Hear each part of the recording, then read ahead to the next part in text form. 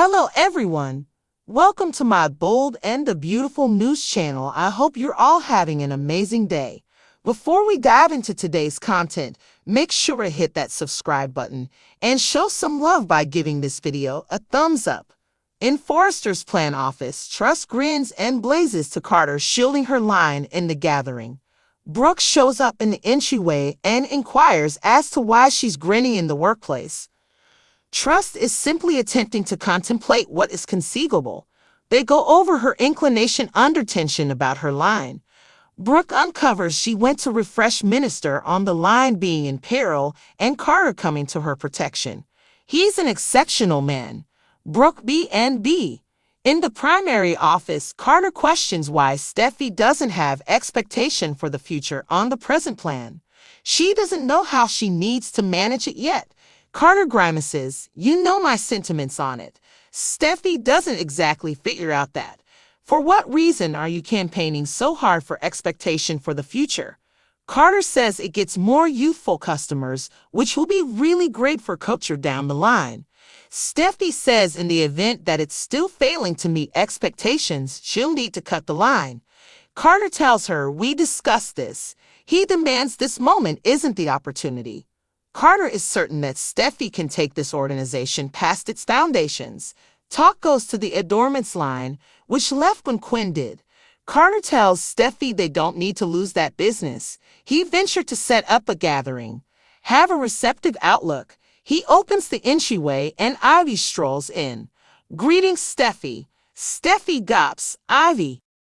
Steffi tells Carter he's unveiled Ivy to her and they have no business with her. Ivy says she's a Forrester as well, and Carter connected with her. Steffi tells Ivy she's grieved about her dad.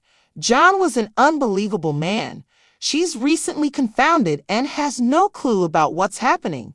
Carter says Ivy's actually planning Jim's effectively.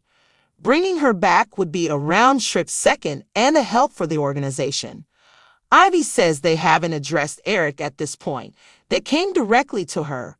She has a major following on the web, which Carter makes sense of, is what he implied by developing the organization.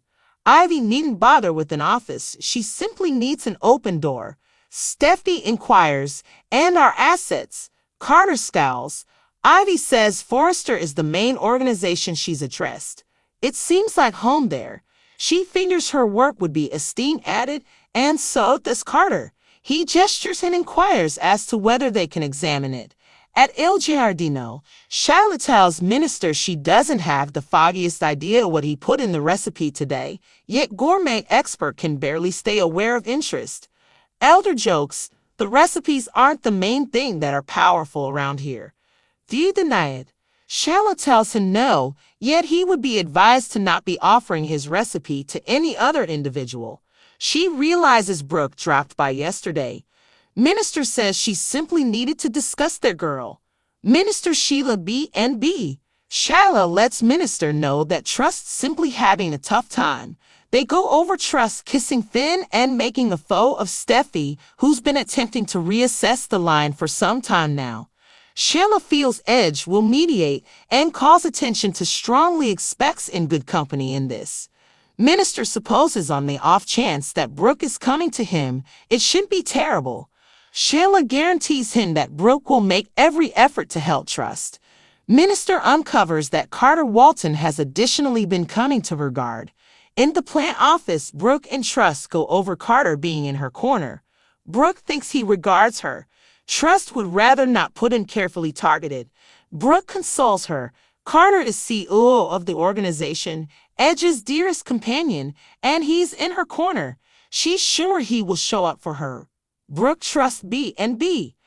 At Il Giardino, Shyla and Minister go over Trust versus Steffi at Forrester. Shyla calls attention to no workplace is all hearts and roses. Minister thinks his child should find lasting success. Sheila says he resembles her father and won't allow anything to impede her. "Your girl will be okay." She kisses him and strolls off to tend to tables. Minister grinds. Minister Sheila B&B. In the plant office, Brooke converses with Trust about how mind-boggling Liam's video bundle about her and her line was, and Trust contemplates whether Steffi saw it. Brooke advises her to zero in her group. Will comes in with the conveyance, and Brooke and Trust spout that having him there is perfect. Trust says it's good to have family close by. We can utilize all the Logan support we can get. In the primary office, Steffi tells Carter she doesn't see the value in him not coming to her first prior to setting up a gathering with a relative. He knows he and Ivy have well-established issues. Carter says they're private matters. This is business. Steffi questions how she should work with somebody she doesn't confide in. Ivy won't allow their distinction to be an issue. Carter says they need to run Forrester like a business. Ivy can proceed with what Quinn began. Ivy can begin tomorrow, however she needs to tell them she's carried somebody to help her, and she's a Forrester as well. She opens the entryway and gets her niece. Steffi gobs Elektra. She embraces her and acquaints her with Carter. He's our COO for the present. Steffi tells Elektra she's so gorgeous. Elektra trusts all right, she's there. Auntie Ivy said she ought to stand by in gathering. Ivy makes a pitch. She truly figures they could get astonishing things done together.